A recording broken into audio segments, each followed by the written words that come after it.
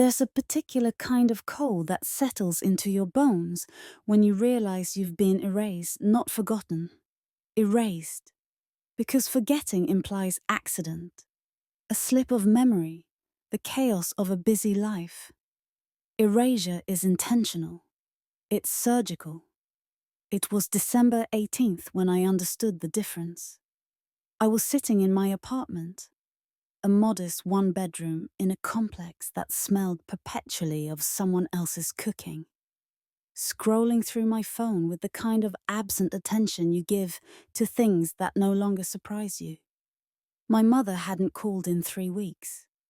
Not unusual.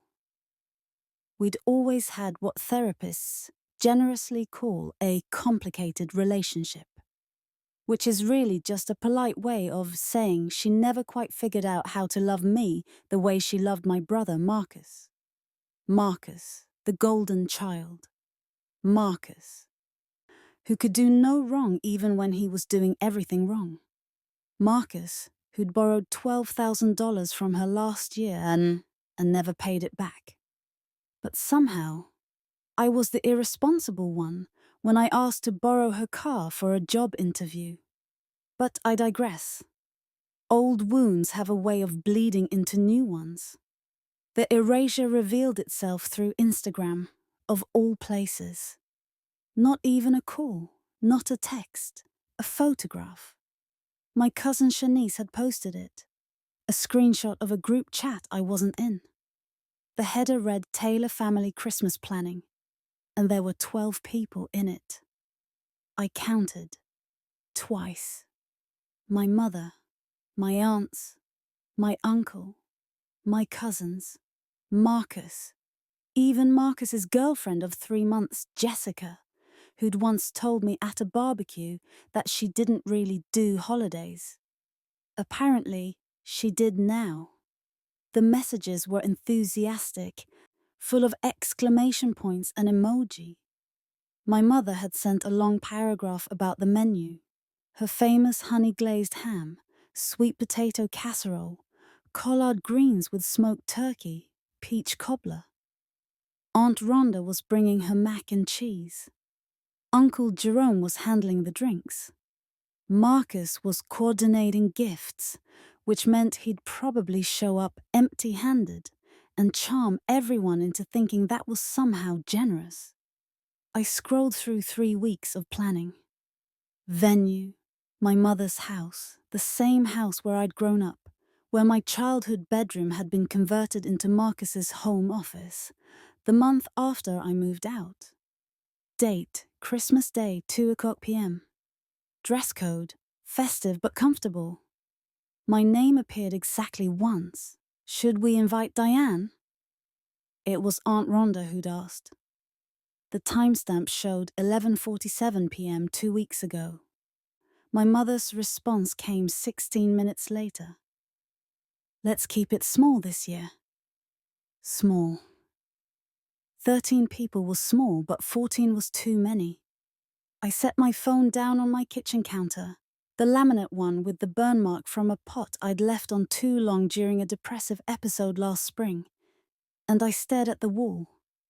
My apartment was quiet except for the hum of the refrigerator and the distant sound of my neighbor's television through the wall. A game show. Wheel of Fortune, maybe. The sound of laughter, canned and hollow. If you've ever been the one left out, you know this feeling. It's not sadness, not exactly. It's deeper than that. It's the feeling of being exited out of an equation, of realizing you were never really a variable that mattered. You were just taking up space in the formula. I should have cried. I wanted to cry. But the tears wouldn't come. Instead, something else rose up in me. Something I didn't have a name for yet. It was cold and clear and surprisingly calm. I picked up my phone again and opened my banking app. Let me tell you about my money, because it matters to this story. For the past 7 years, I'd worked as a data analyst for a mid-sized insurance company. The job was boring in the way that stable jobs often are. Predictable, quiet, the kind of work that doesn't make for good dinner party conversation. But it paid well, very well. And I'd saved aggressively because I'd learned early that nobody was coming to rescue me. My savings account had 127,000 in it.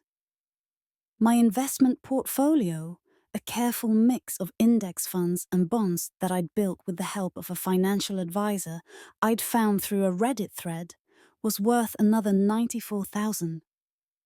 I owned my car outright, a 7-year-old Honda that ran perfectly because I actually maintained it. I had no debt, not a dollar.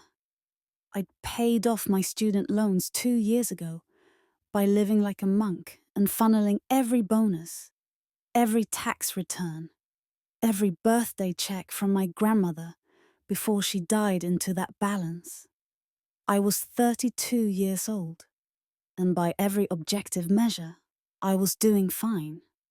But my mother still introduced me at family gatherings as, "Diane, you remember her, she works with computers," in a tone that suggested working with computers was somehow less legitimate than Marcus's job as an entrepreneur, which was really just code for unemployed but optimistic. I navigated to Zillow. I don't know what I was looking for exactly. Maybe I just wanted to see what my money could buy, to give myself a visual representation of the life I'd built without anyone's help. I'd been thinking about buying property anyway. My financial advisor had suggested it, said it was time to stop paying someone else's mortgage.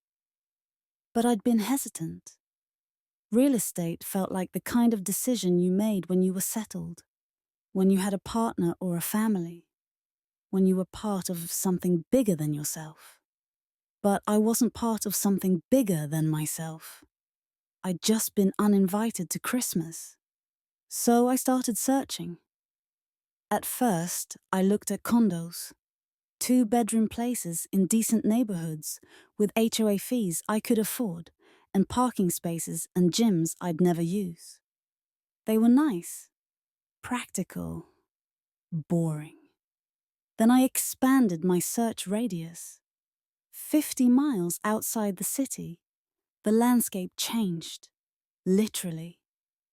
The listings shifted from urban condos to rural properties, acreage, cabins, land with potential. I clicked on one almost by accident. Private mountain retreat, 42 acres, 180,000. The photos were stunning.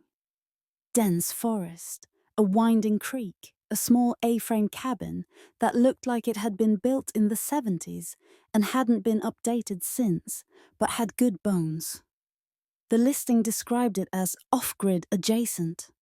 There was well water, a septic system, and electricity, but it was at the end of a long gravel road that turned to dirt, surrounded by nothing but trees and sky and silence. 42 acres of silence. I could afford it. Not easily. It would take most of my savings, leave me with enough cushion for emergencies, but not much else. But I could do it. I sat with my laptop open, staring at the photos, and I thought about what it would mean to own a mountain. Not just the land, the idea of it. My mother had a 3-bedroom house in a subdivision with an HOA that sent passive-aggressive letters about lawn maintenance. Marcus lived in her basement and called it temporary, even though it had been 4 years. I could own a mountain. The thought made me laugh, which surprised me because I hadn't felt like laughing in weeks. It was a bitter laugh, the kind that scrapes against your throat. But it was something. I clicked Contact Agent. The real estate agent's name was Patricia, and she had the kind of bold voice that suggested she'd seen everything and been surprised by nothing.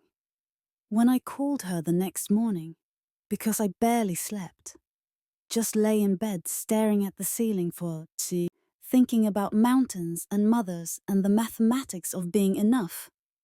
She answered on the second ring, Patricia Owens speaking.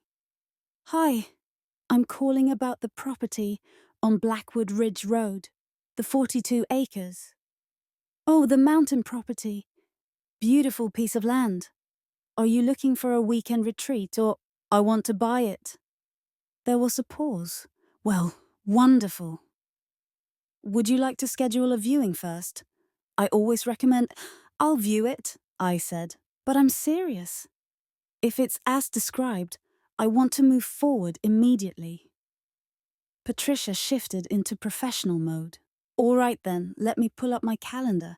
How's tomorrow at 10? It was a Tuesday. I had work.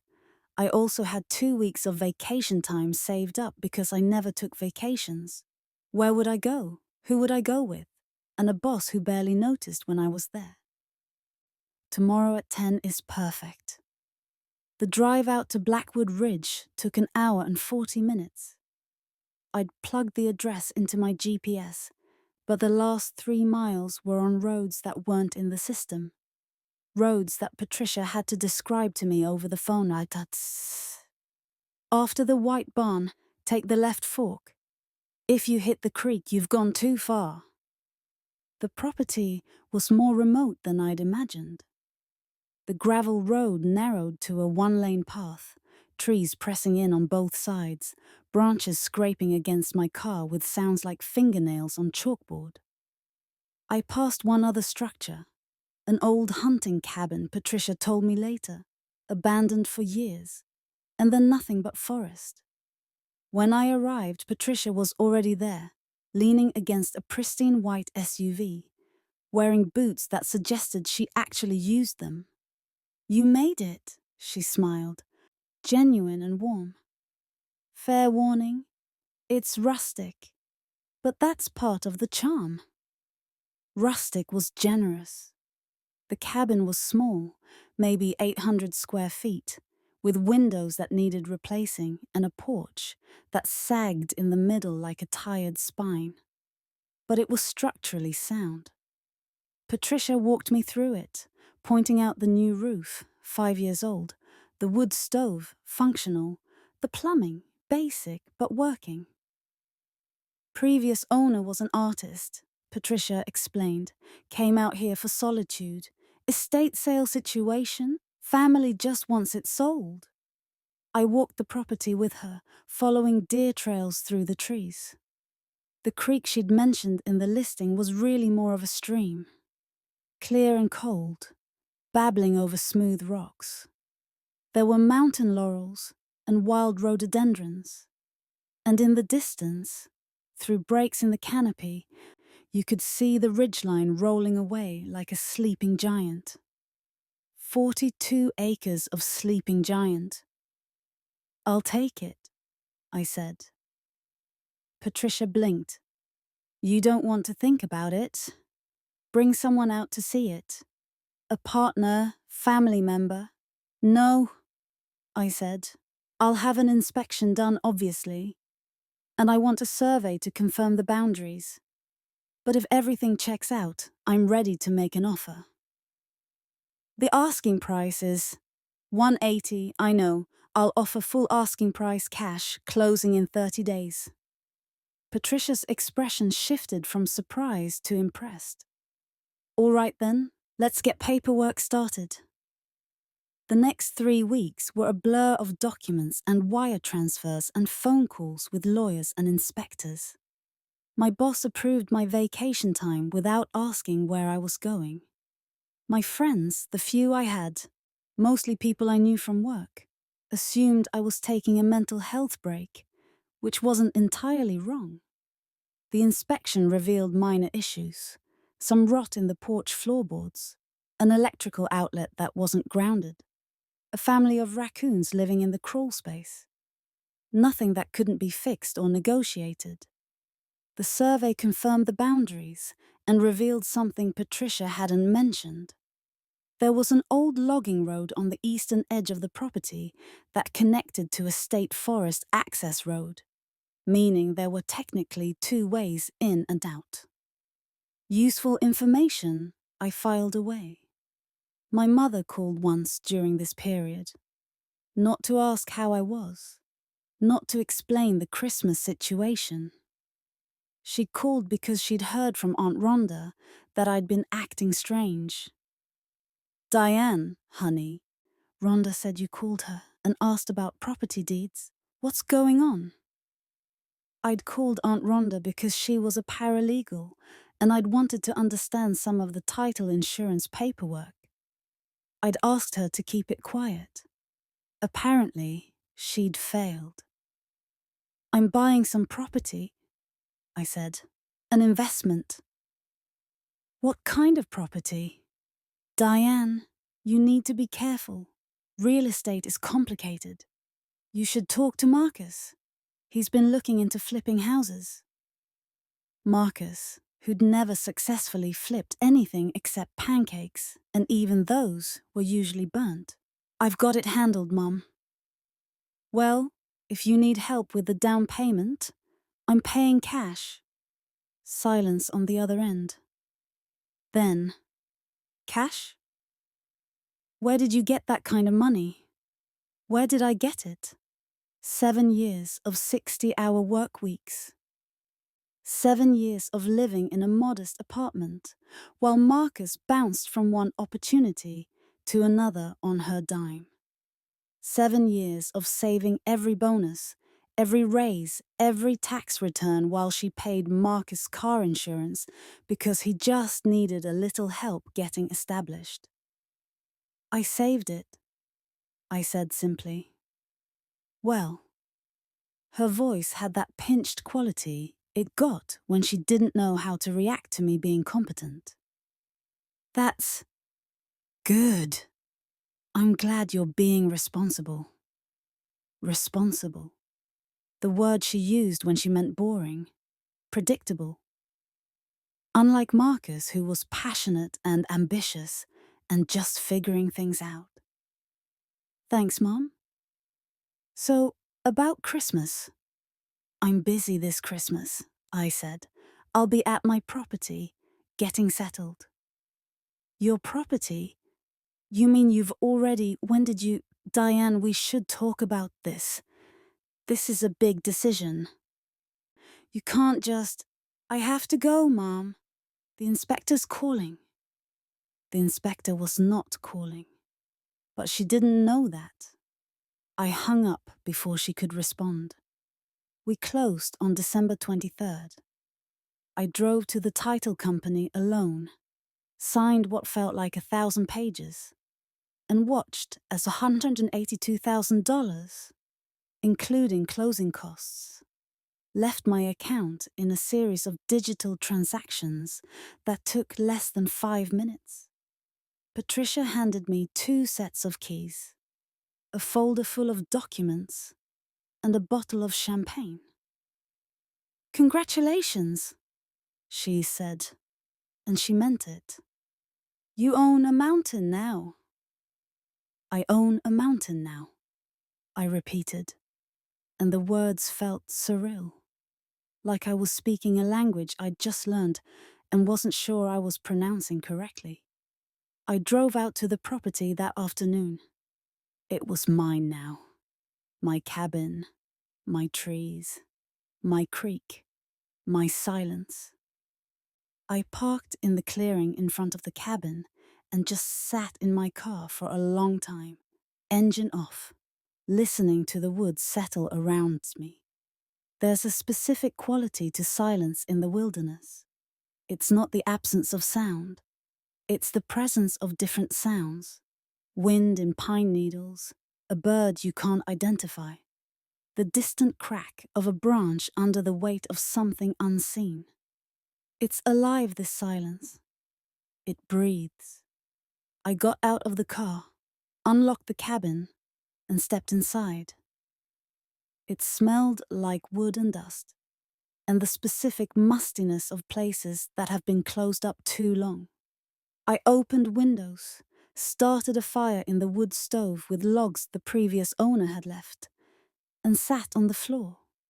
The cabin saw unfurnished except for one ancient armchair, with springs poking through, and drank Patricia's champagne straight from the bottle. My phone buzzed. A text from my mother. "Call me when you get a chance. We need to discuss your purchase." I deleted it without responding. Another text, this one from Marcus.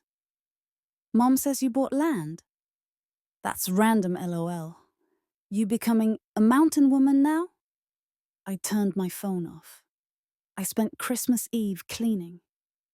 I swept and mopped, scrubbed surfaces, evicted the raccoon family with a combination of loud music and strategic placement of ammonia-soaked rags. I brought in supplies I'd packed. A sleeping bag, an air mattress, a camp stove, groceries from the general store I'd passed 15 miles back. That night, I slept on my mountain for the first time. It was the best sleep I'd had in months. Christmas Day dawned cold and bright. The kind of winter morning where frost turns everything crystalline. I made coffee on the camp stove. The cabin's electricity worked, but I hadn't bought a coffee maker yet, and took it out onto the sagging porch, wrapped in a sleeping bag like a burrito. My phone was still off. I tried to imagine what they were doing right now. My mother would be up early, stressed about timing, making sure everything was perfect. Aunt Rhonda would arrive first with her mac and cheese. Uncle Jerome would make inappropriate jokes. Marcus would show up late with Jessica, and everyone would laugh it off, because that was just Marcus being Marcus. They'd sit down to eat around 2, the table crowded with food and people and noise. Someone would say grace. They'd pass dishes and tell stories and laugh at inside jokes I wasn't inside of. Would anyone mention me? Would my mother feel a twinge of guilt, or had she really convinced herself that keeping it small was somehow kinder than just admitting she didn't want me there? I didn't know. What I did know was this. I was sitting on a porch I owned, on land I owned, drinking coffee in silence I owned. They could have their honey-glazed ham. I had a mountain. The first week of January, I called a contractor. His name was Bill, because of course it was. Contractors are always named Bill or Bob or Dave. And he came recommended by Patricia. He drove out to the property in a truck that had seen better decades. Walked around with the kind of careful attention that suggested competence and gave me a quote that was higher than I'd hoped, but lower than I'd feared. "Porch first," he said. "That's a safety issue. Then we'll tackle the electrical. Windows can wait till spring if you want. They're not pretty, but they're not leaking." "How long?" I asked. "Porch, maybe a week. Electrical, another week after that. I can start Monday if you want." "I want." He stuck out his hand. We shook. "You planning to live out here full time?" "Maybe eventually," I wed. "For now it's a retreat." "Good for you," Bill said. And he sounded like he meant it. "Place like this, it'll heal whatever's broken." I didn't tell him that what was broken wasn't something a place could fix. But I appreciated the sentiment. My mother called 14 times in the first 2 weeks of January. I answered exactly once, on January the 10th, because I wanted to see what she'd say. "Diane, finally. I've been so worried. Nobody's heard from you. You didn't come to Christmas. You're not responding to texts." "I told you I was busy. Busy. Diane, it's the holidays. Family's supposed to..." "Mom." My voice was calm, which surprised me. "You didn't invite me to Christmas. I saw the group chat." Silence, a long one. Then, "Who showed you that?" Not "I'm sorry," not "that was wrong." "Who showed you that?" Does it matter? Diane, honey, you have to understand. It was a complicated situation. Marcus was going through something, and Jessica's family dynamics are difficult. And we thought it would be easier if... Easier for who? For everyone. You know how you and Marcus can be together, and we just wanted to keep things peaceful. How we can be together. Mum, I haven't started a fight with Marcus in 10 years. The last argument we had, he borrowed money from me and never paid it back, and somehow I was the bad guy for asking about it. That's exactly what I'm talking about. You hold grudges, Diane. You always have. Ever since you were little, you've been so sensitive. I hung up. She called back immediately. I declined the call. She texted. That was rude. I didn't respond. She texted again. We need to talk about this property you bought. Marcus says you're being irresponsible with your money. Buying land in the middle of nowhere? What are you thinking? I blocked her number. Bill finished the porch on schedule. The new boards were pressure-treated pine, sturdy and level. And he'd added a railing that made the whole structure look intentional instead of desperate. The electrical took longer. There were code issues, things that had to be brought up to standard. But by the end of January's, the cabin had reliable power and enough outlets that I could actually use modern conveniences. I bought furniture. Not a lot, just enough. A bed frame and mattress, a small couch from a consignment store, a kitchen table with 2 chairs. I hung curtains. I bought a coffee maker and a toaster oven and a set of dishes from Target that matched nothing but were cheap and functional. I was living there most weekends now, driving out Friday evenings and staying through Sunday night. My boss had started letting me work remotely some days. I had a laptop and a decent hotspot, and my job was mostly spreadsheets and reports that didn't require an office. So sometimes I'd stay longer. The cabin was becoming a home. More importantly, it was becoming my home. Nobody else's. Mine. I'd kept one phone number unblocked. Aunt Rhonda's. She'd called twice, both times to apologize for showing Shanice the group chat, both times to say my mother was really upset, and I should just talk to her. I didn't tell Aunt Rhonda that I'd bought the property. I didn't tell anyone, actually, except Patricia and Bill and the lawyer who'd handled the closing. I wanted to keep it quiet. I had a feeling I was going to need the element of surprise. The first indication that my silence had caused problems came on February the 14th, Valentine's Day. How appropriate. I was at the cabin. It was a Friday. I'd taken a half day at work when my phone buzzed with a call from a number I didn't recognize. Local area code. I almost didn't answer, but something made me pick up. Is this Diane Taylor? Speaking. Miss Taylor, this is Margaret Chen from First Mountain Bank. I'm calling because we've received some unusual inquiries about property at 1847 Blackwood Ridge Road, and according to our records, you're the current owner. My stomach dropped. What kind of inquiries? Someone claiming to be a family member called asking about the deed, ownership transfer dates, and whether there were any liens or mortgages on the property. They identified themselves as your brother. I'm calling because our policy is to verify directly with the property owner before releasing any information. Marcus. Did you tell him anything? No, ma'am.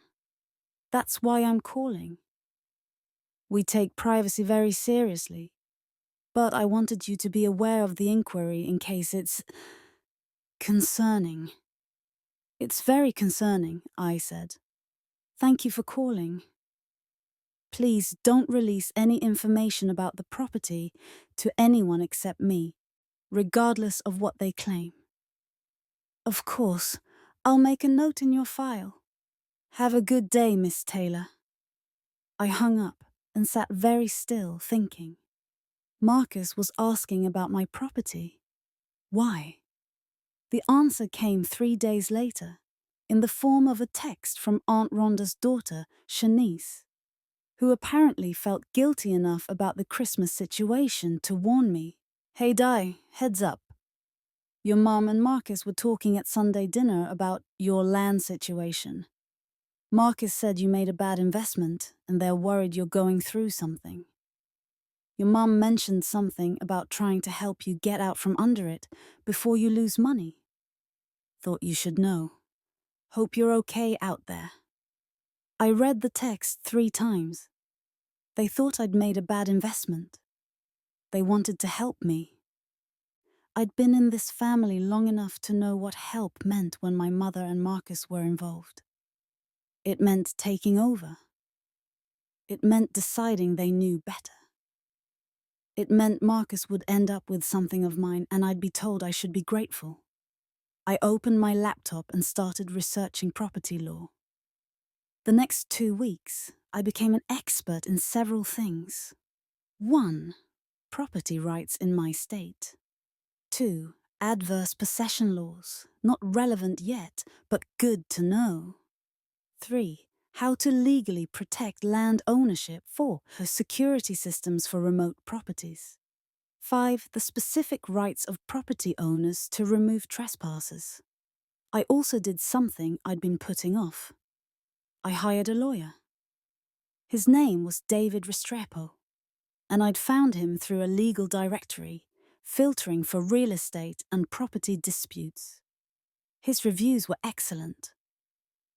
His consultation fee was $300, which I paid without hesitation. I met with him on a Friday afternoon at his office, a modest suite in a building downtown that smelled like old books and expensive coffee. David was younger than I expected, maybe 40, with sharp eyes and the kind of calm energy that suggested he'd seen some things. Ms. Taylor, he said, shaking my hand, you mentioned on the phone you had property concerns. I told him everything. The Christmas situation. He nodded sympathetically. The property purchase. He looked impressed.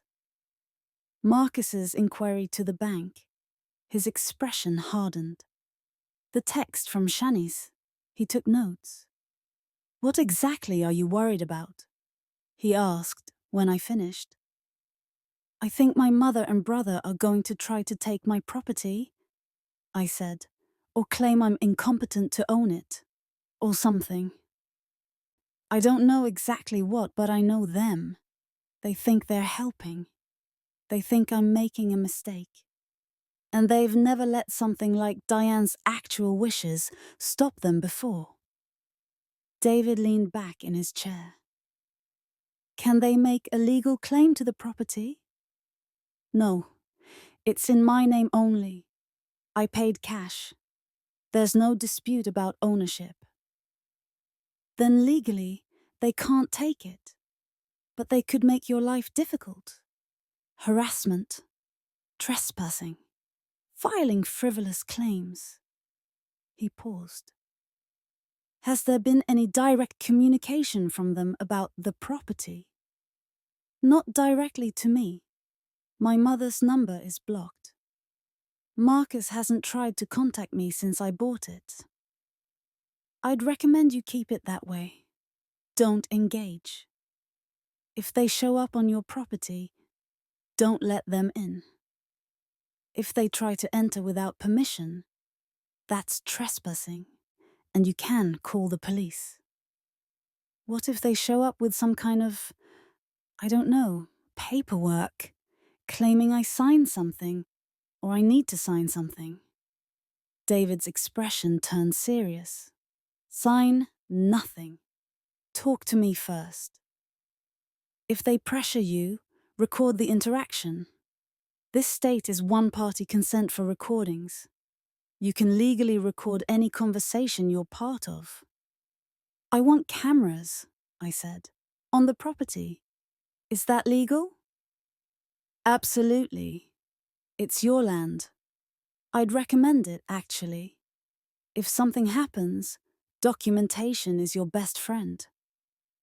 And if I wanted someone official there, as a witness, if I thought something might happen, could I do that? You could hire private security, or... He paused, thinking.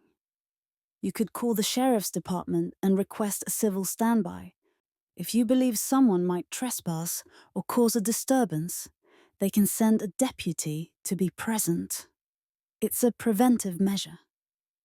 How do I do that? You call the non-emergency line, explain the situation. They don't always approve it. But if you have legitimate concerns based on past behavior, they might. I left David's office with a retainer agreement signed, $5,000 to keep him on call, and a plan forming. I didn't know exactly when they'd make their move, but I'd be ready when they did. The cameras arrived on March 3rd. I installed them myself, following YouTube tutorials, running cables, positioning them to cover all approaches to the cabin, the main driveway, the back door, the porch, the path to the creek. 8 cameras total, all feeding to a digital recorder inside the cabin with backup to cloud storage. Bill helped me with the trickier mounting points. This is more than just security, isn't it? He asked, drilling into the cabin's exterior. Insurance, I said. He grunted. Against what? Family. He didn't ask anything else. I also bought a safe. A heavy one, fireproof, the kind that takes 2 people to move. And put all my property documents inside. The deed, the survey, the title insurance, the closing paperwork. I put David Restrepo's business card in there too, along with a notarized letter I'd written, dated and witnessed, stating that I was of sound mind, that I'd purchased the property with my own funds, that I had not been coerced or manipulated, and that any claims to the contrary were false. Just in case the trap was set. Now I just needed to wait for them to spring it. The call came on March 18th, from another number I didn't recognize. Diane? It's Jessica, Marcus's girlfriend. I almost hung up, but curiosity stopped me.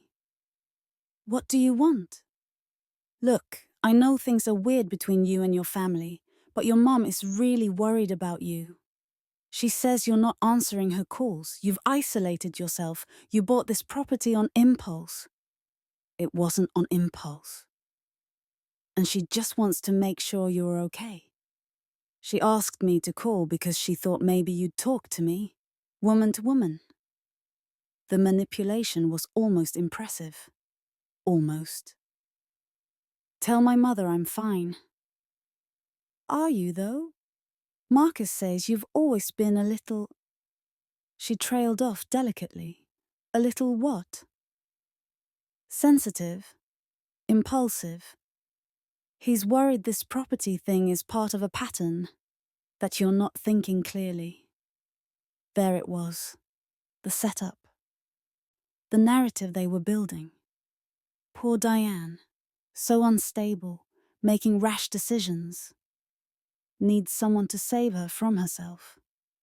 Jessica, I appreciate the concern, but I'm not discussing my property or my mental health with my brother's girlfriend of... What are we at now, 5 months? 6, she said, defensive. 6 months. Tell Marcus and my mother that if they have concerns, they can contact me directly. Or better yet, they can contact my lawyer. Your lawyer? Diane, don't you think that's a bit extreme? I hung up. 30 minutes later, Aunt Rhonda called. Diane, honey, what's this about a lawyer? Hi, Aunt Rhonda. Jessica called your mother, said you mentioned a lawyer. What's going on? Nothing's going on. I hired a lawyer to handle my property affairs. It's called being responsible. Your mother thinks you're having some kind of episode. My mother didn't invite me to Christmas and is now trying to interfere with a legal property purchase I made with my own money. If anyone's having an episode, it's her. Silence. Then, quietly, she knows she messed up with Christmas, Di. She does. She's just too proud to say it.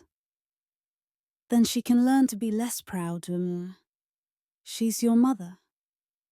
And I'm her daughter, which apparently matters less than whatever Marcus wants. Aunt Rhonda sighed. I'm not saying she's handled this right, but maybe you could just talk to her before this gets more complicated. It's already complicated, Aunt Rhonda. It got complicated when she erased me from the family Christmas. It got more complicated when Marcus started asking my bank about my property. And it's going to stay complicated until they accept that my life is my own. Marcus asked your bank. He did. Another sigh. Lord, these children sent us. I'm not a child. I'm 32 years old, and I own property, and I have a career, and I make my own decisions. Tell my mother that. Tell Marcus that. And tell them both that if they set foot on my land without permission, I'll have them arrested for trespassing. Diane? I'm serious, Aunt Rhonda. I'm done being the family doormat.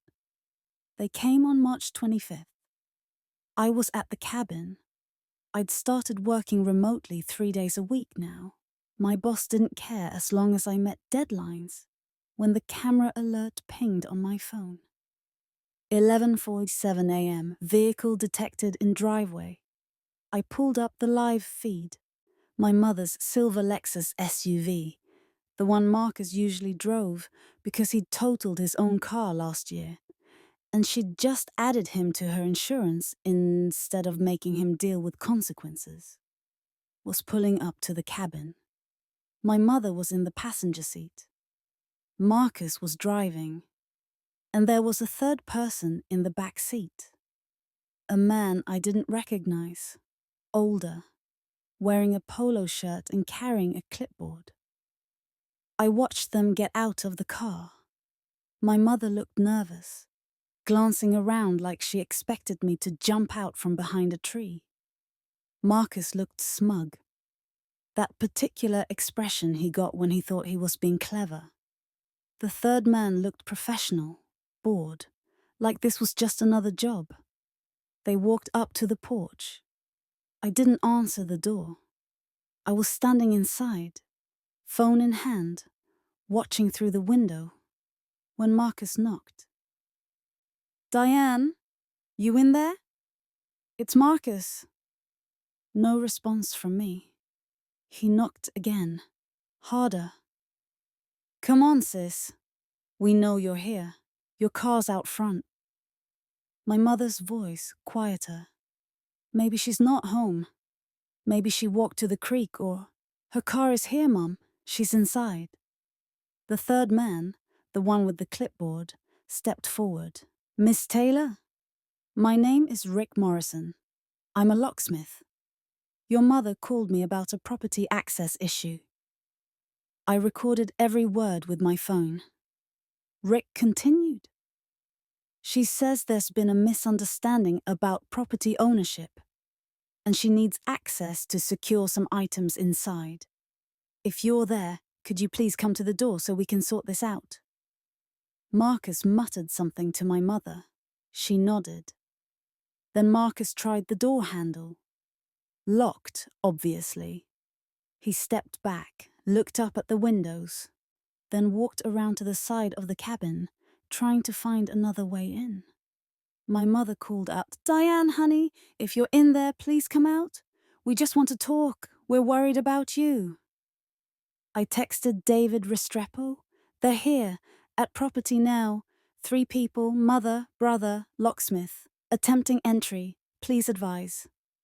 His response was immediate. "Do not engage. Call sheriff for trespassing. I'm available by phone if needed." I called 911. 911? What's your emergency? "I need to report trespassers on my property. 3 people attempting to gain access to my home without permission." "What's your location?" I gave the address. "Are they armed?" "Are you in immediate danger?" "Not armed as far as I can see. But they're attempting to enter my home, and I don't feel safe." "Stay inside and lock the doors. I'm dispatching a deputy now. Can you stay on the line?" "Yes." Through the window, I watched Marcus return to the porch. "It's all locked up. We're gonna need Rick to do his thing." My mother wrung her hands. "Are you sure about this? If Diane finds out, she's clearly not in her right mind, Mom. Look at this place. Who buys a shack in the woods and calls it an investment? We're helping her. She'll understand eventually." Rick the locksmith looked uncomfortable. "Ma'am, I need to be clear. If this property isn't yours, I can't legally—" "It's a family matter," my mother said quickly. "My daughter bought this impulsively. She's been having difficulties, mental health issues. We're trying to protect her assets before she does something more rash." The lies were so smooth, so practiced. The 911 operator. "Ma'am, are you still there?" "Still here. They're discussing breaking in." "The deputy is about 12 minutes out. Stay inside." Through the window, I watched Rick set down his toolbox, examining the door lock. Then I did something I'd been preparing for. I opened the window, just a crack, and spoke, loud and clear. "You're being recorded. All of you. Every word. Every action. I have cameras covering this entire property, and everything is being saved to the cloud. If you enter this cabin, you will be prosecuted for trespassing and breaking and entering." They froze. Marcus recovered first. "Diane, thank God. We've been trying to reach you. Get off my property. Diane, honey, we're here to help." My mother's voice had that placating tone, the one she used when she thought I was being unreasonable. "We know you're going through something. We're not mad. We just want to talk. This is my property. Legally purchased, legally owned. You are trespassing. I've called the sheriff. You have approximately," I checked my phone, "11 minutes to leave before you're arrested." The locksmith stepped back immediately, hands up. "Ma'am, I apologize. I was under the impression there was a legal ownership dispute. If that's not the case, I'm leaving." He looked at my mother. "You told me this was your property." "It's complicated," she started. "No, it's not," Rick said firmly. "You don't own it. You can't authorize entry. I'm not losing my license over a family squabble." He packed up his tools and headed for the car.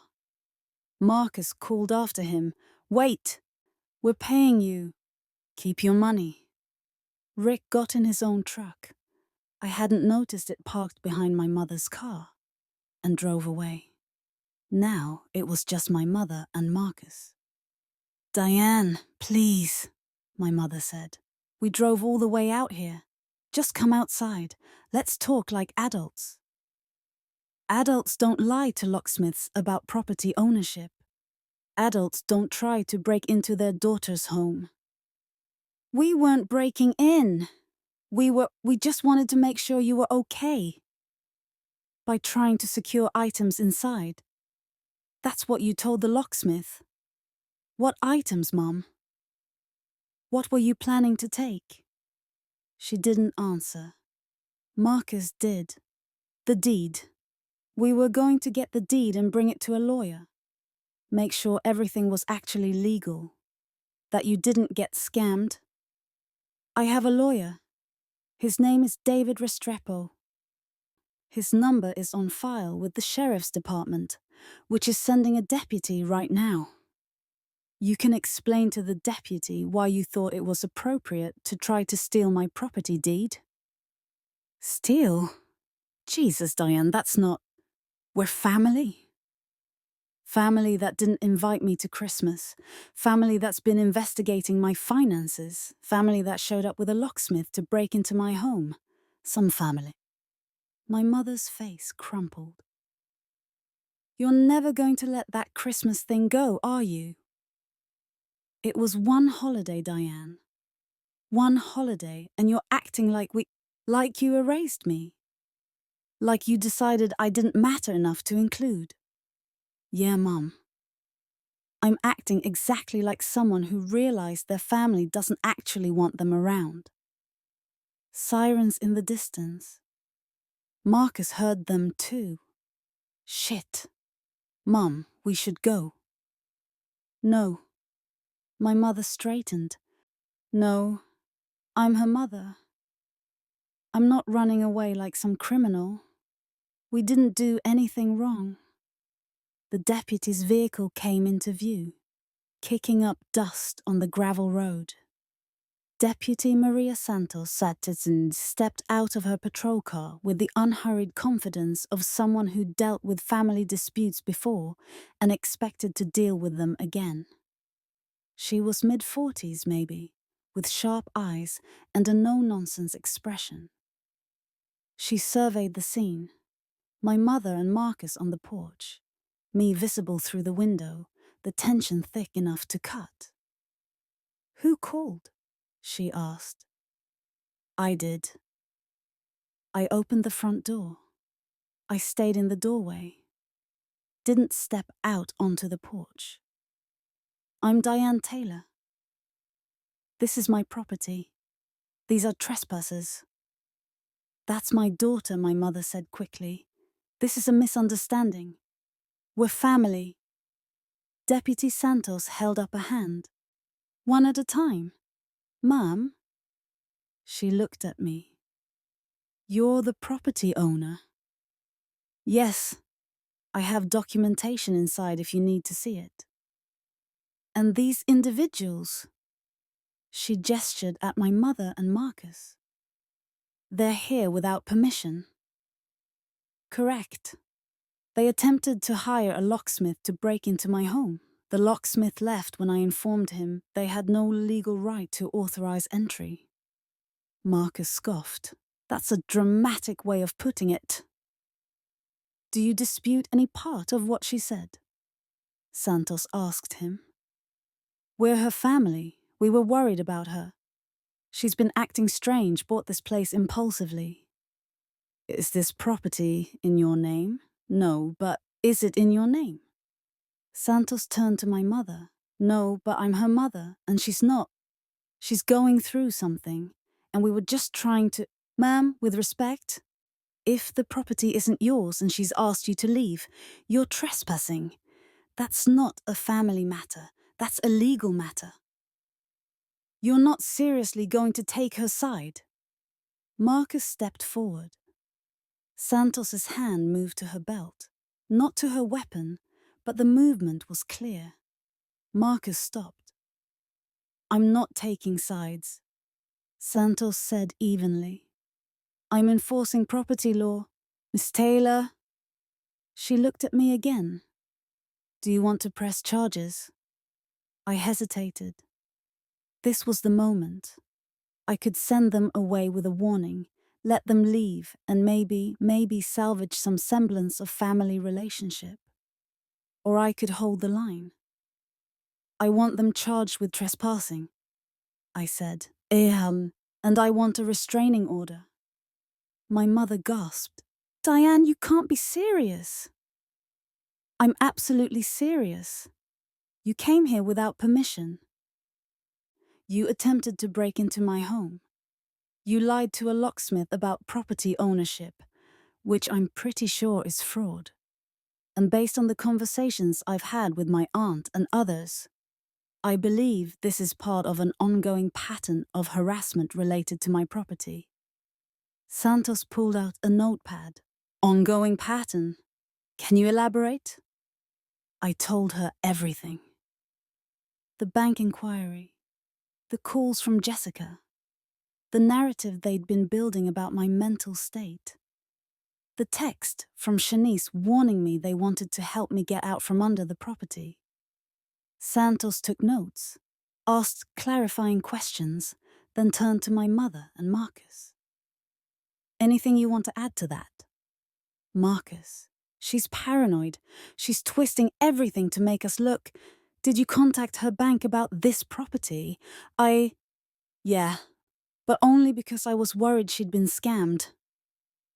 Did she ask you to make that inquiry? Silence. Did you, Santos repeated, have permission from the property owner to investigate her financial transactions? She's my sister. That's not an answer. My mother tried a different approach. Officer, please, we're not criminals. We're a family trying to help one of our own. My daughter has always been sensitive. She takes things too personally. This whole situation, not inviting her to one Christmas, she's blown it completely out of proportion. You didn't invite her to Christmas? Santos looked genuinely surprised by this admission. It was complicated. Sounds pretty simple to me, Santos said. You excluded your daughter from a family holiday. She made a significant life decision independently, and now you're trying to interfere with that decision by accessing her property without permission. She closed her notepad. Ma'am, sir, I'm going to ask you to leave the property now. If you refuse, I will arrest you for trespassing. If you return without Miss Taylor's express permission, you will be arrested. Do you understand? This is ridiculous, Marcus said. But he was already moving toward the car. My mother stood her ground a moment longer. Diane, please. Can we just talk? 5 minutes. That's all I'm asking. No, I said. I'm your mother. Then you should have acted like it. Her face went through several emotions. Shock, hurt, anger. Something that might have been understanding but passed too quickly to tell. Before settling on resignation, she followed Marcus to the car. Deputy Santos watched them drive away, then turned to me. You okay? I think so. You mentioned wanting a restraining order. I can give you the paperwork, but I'll be honest. Unless they've made threats or there's been violence, it's hard to get a temporary restraining order approved. What you have here is harassment and trespassing, which we can document. I'll file a report. If they come back, call immediately and reference this case number. She handed me a card with a case number written on it. Thank you, I said. For what it's worth, Santos said. You handled that well. A lot of people would have opened the door, let them in, tried to explain. You kept your boundaries clear. That's smart. I had a good lawyer. She smiled. Even smarter. After she left, I sat on my newly repaired porch and shook for 20 minutes. Not from fear, from adrenaline. From the sheer weight of what I'd just done. I'd called the police on my mother. I'd threatened my brother with arrest. I'd drawn a line so clear, so unmistakable, that there was no going back from it. And I didn't regret it. Not even a little. That evening, I downloaded all the camera footage and backed it up in 3 places: my computer, an external hard drive, and David Restrepo's secure server, which he'd given me access to for exactly this purpose. Then I watched it. All of it. My mother's nervous face as she got out of the car. Marcus's smug expression. The locksmith's professional demeanor turning to alarm when he realized he'd been misled. The moment when Marcus tried the door handle. My mother's hand-wringing. Their discussion about my mental state. The audio was crystal clear. Every lie, every manipulation, every plan to secure my property, all recorded. I sent the complete footage to David with a note. For the file, in case we need it. His response: holy shit, this is airtight. They actually tried to break in with a locksmith, while claiming you were mentally unstable. This is either the dumbest thing I've ever seen, or they genuinely believe they could get away with it. Probably both.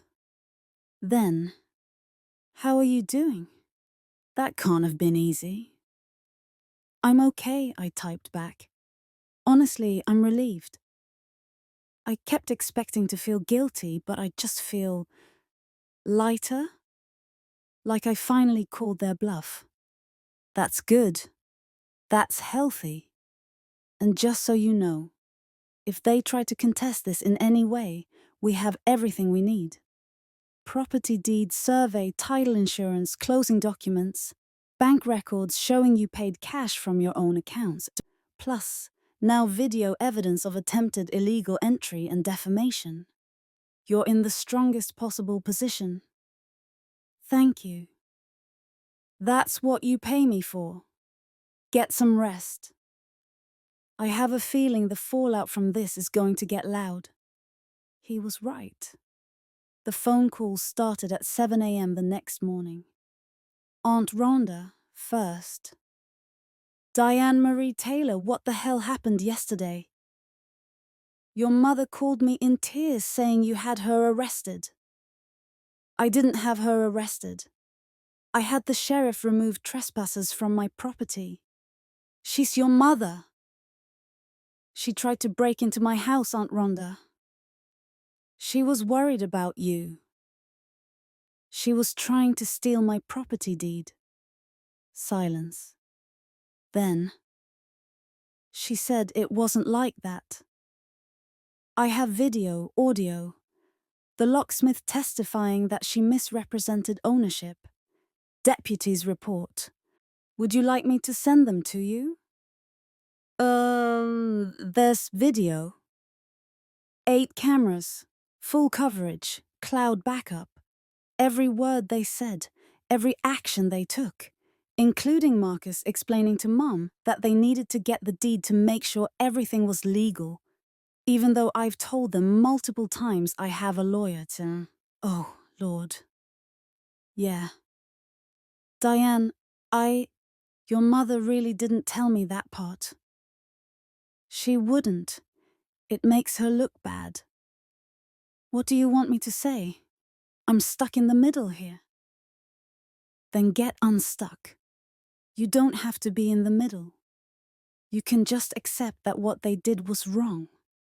That I have the right to own property and make decisions. And that showing up with a locksmith crosses about 15 lines. Aunt Rhonda sighed heavily. You're right. You know you're right. But she's family. Die. So am I. She didn't have an answer for that. The next call was from Uncle Jerome, who was much more direct. Your mama's losing her mind over this property thing. What's going on? I told him. The whole story, start to finish.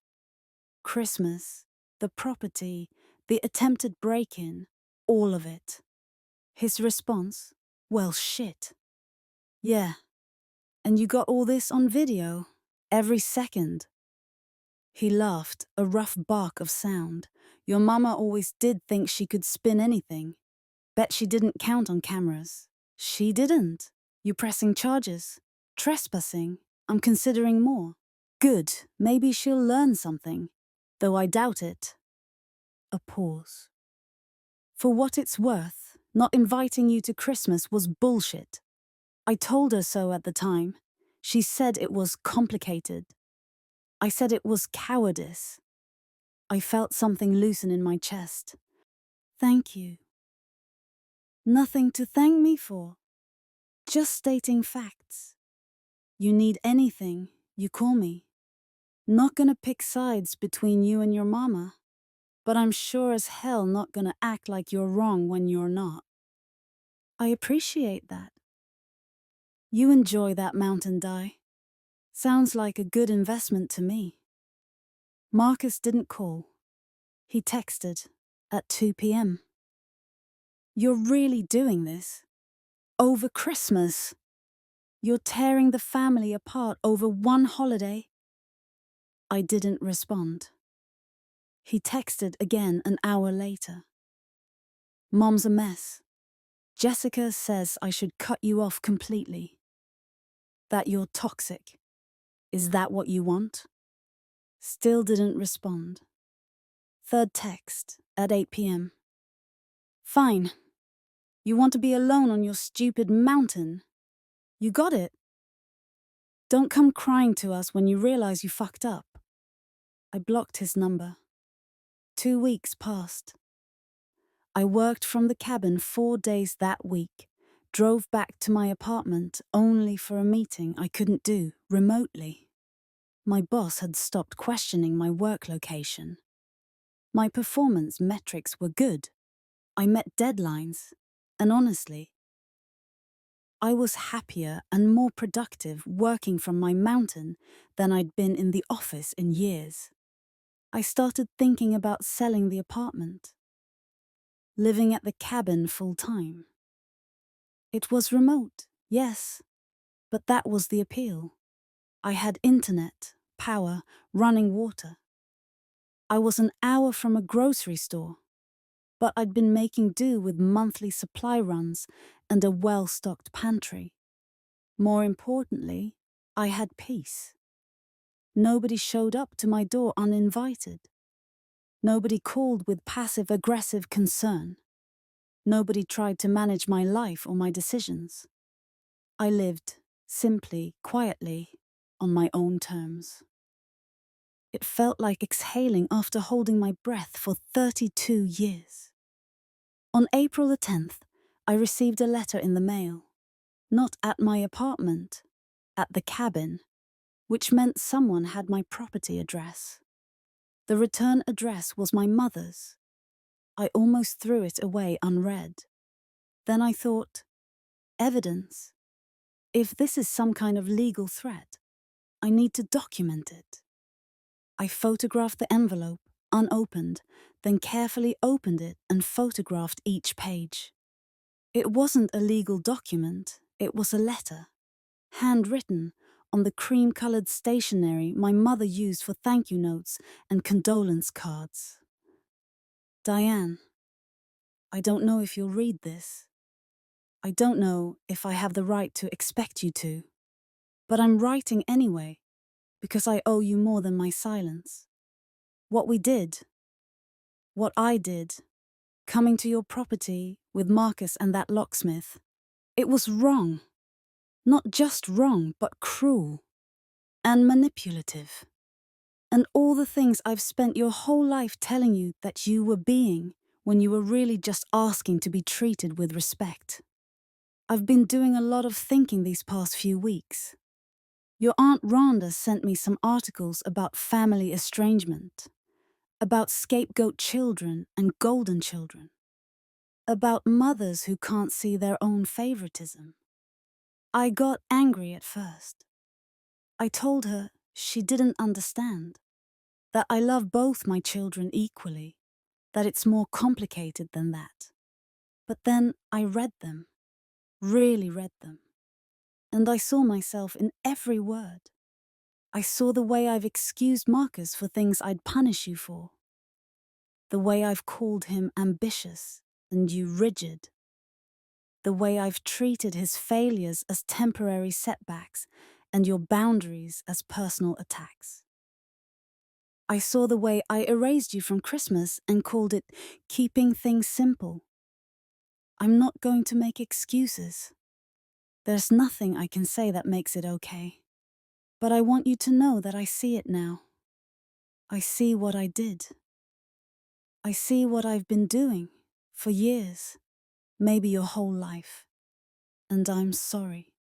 I'm sorry I didn't protect you the way I protected Marcus. I'm sorry I made you feel like you had to earn your place in the family, while he got to just exist in it. I'm sorry I let him get away with things that would have gotten you condemned.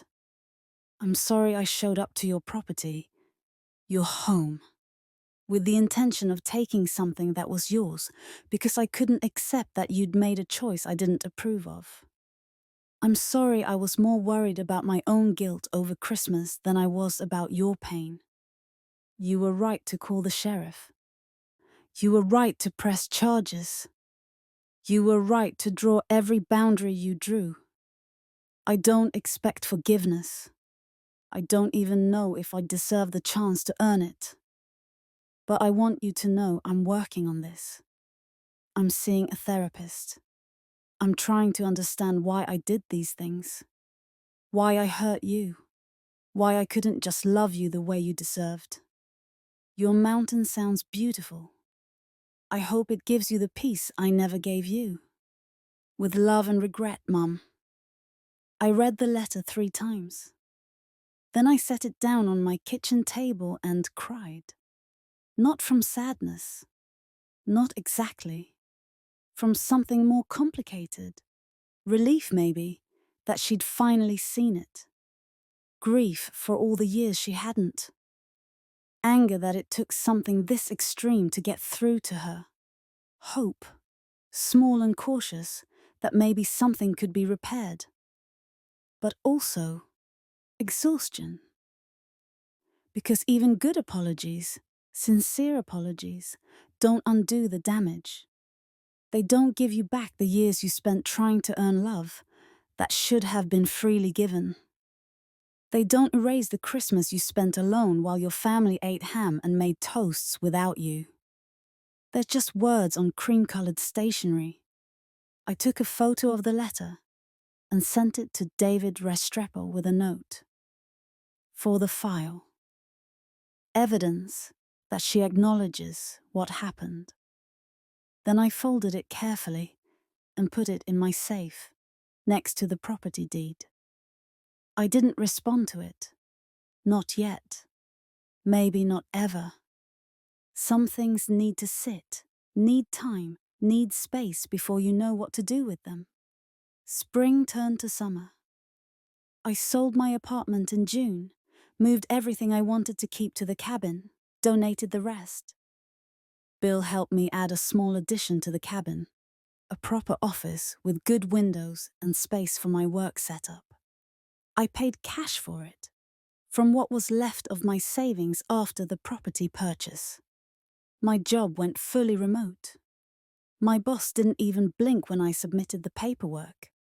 I'd proven I could work from anywhere, and honestly, I think she was just happy not to lose me.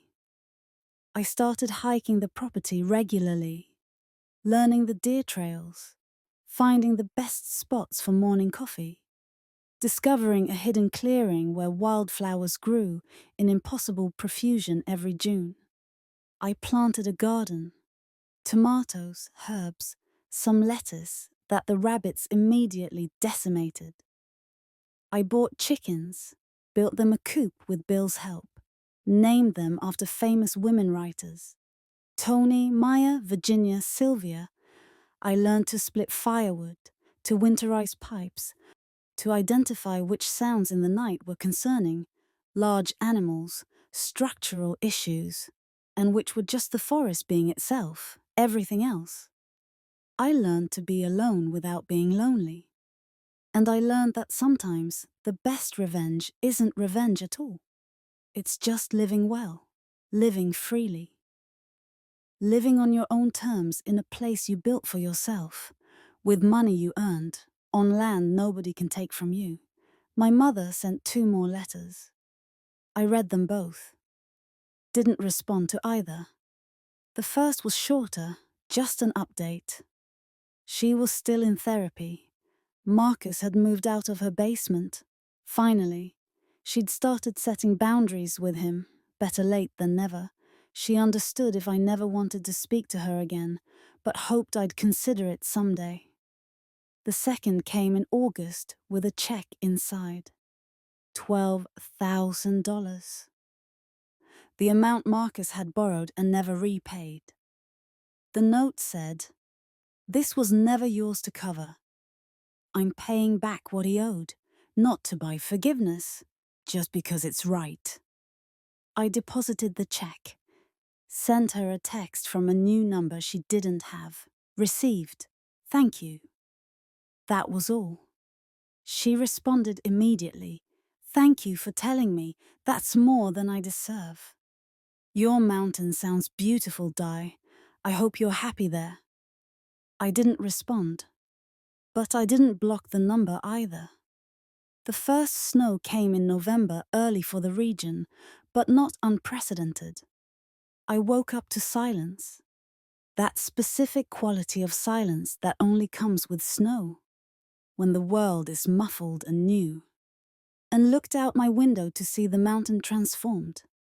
Everything white and clean and impossibly beautiful. I made coffee, put on layers, stepped out onto the porch that Bill had built, that I had paid for, that was mine in every sense that mattered. The trees were heavy with snow. The creek was a black ribbon cutting through white. In the distance I could see the ridgeline, sharp against a pale sky. My phone buzzed. A text from Aunt Rhonda. "Saw the weather up there. You staying warm?" "Very warm," I replied. "Got a wood stove and enough firewood for 3 winters." "Good. Your mama asked me to check on you. Didn't want to bother you directly." I thought about that. About my mother asking someone else to make sure I was always. Because she wasn't sure she had the right to ask herself. About the fact that she was respecting boundaries. Even when it must have been killing her, not to just call, just show up, just push her way back in the way she always had before. "Tell her I'm fine," I typed. "Tell her I'm happy." "I will. You are, aren't you? Happy?" I looked at my mountain, my cabin, my garden sleeping under snow, my chicken coop with smoke curling from the heat lamp chimney. I thought about the silence that was really just a different kind of sound. I thought about the peace I'd bought with my savings and defended with cameras and lawyers and deputy sheriffs. "Yeah," I replied. "I really am." Christmas came again. This year, I got an invitation. Not to my mother's house, to Aunt Rhonda's. The text was careful. Small gathering. Just me, Jerome, Shanice, and a few cousins. Your mother won't be there. She's doing Christmas with Marcus and Jessica at their new place. No pressure. No expectations. Just wanted you to know you're welcome if you want to come. I thought about it for 3 days. Eventually, I responded, "Thank you for the invitation. I'm going to stay at the cabin this year, but I appreciate being asked." "Understood. Doors always open, Di. Merry Christmas." "Merry Christmas, Aunt Rhonda, bye." I spent Christmas Day the same way I'd spent the previous one. On my mountain, in my cabin, in the silence I'd earned. But this time, the silence didn't feel like exclusion.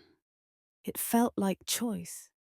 It's been 2 years now since I bought my mountain. My mother and I have a relationship again.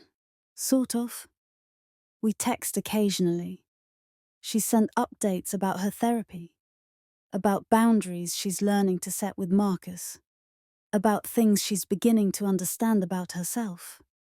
I've sent her photos of the cabin, the garden, the chickens, the view from the ridgeline in October when the leaves turn. We haven't seen each other in person. I'm not ready for that yet. Maybe I'll never be ready. That's okay too. Marcus sent a friend request on Facebook 6 months ago. I declined it.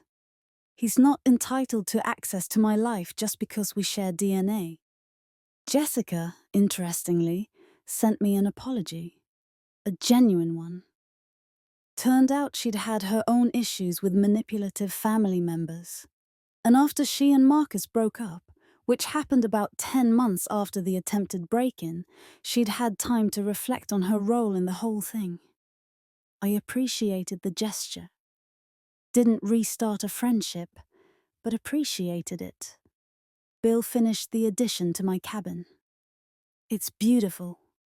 Proper insulation, triple pane windows, enough space for my desk and a reading nook, and a wood stove that keeps it cozy even in the coldest weather.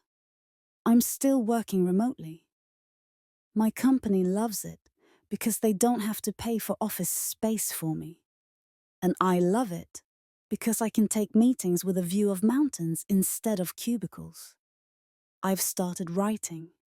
Nothing I plan to publish, just thoughts, reflections.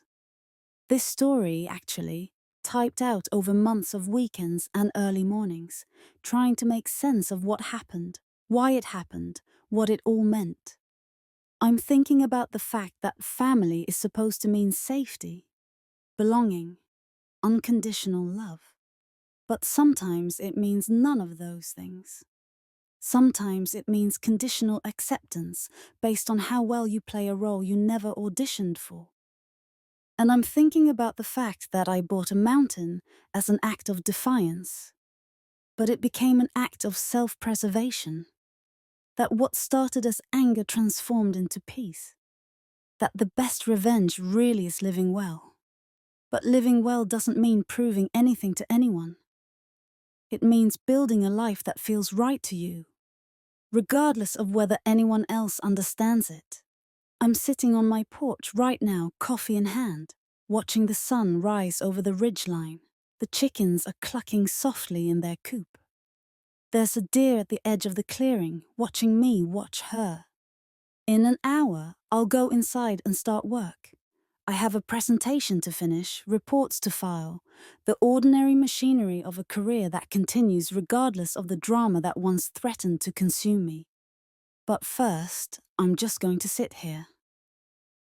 On my mountain. In my silence. With my peace. If you've ever been erased. If you've ever been the one left out.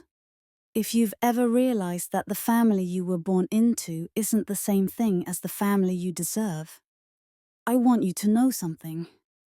You can build your own mountain.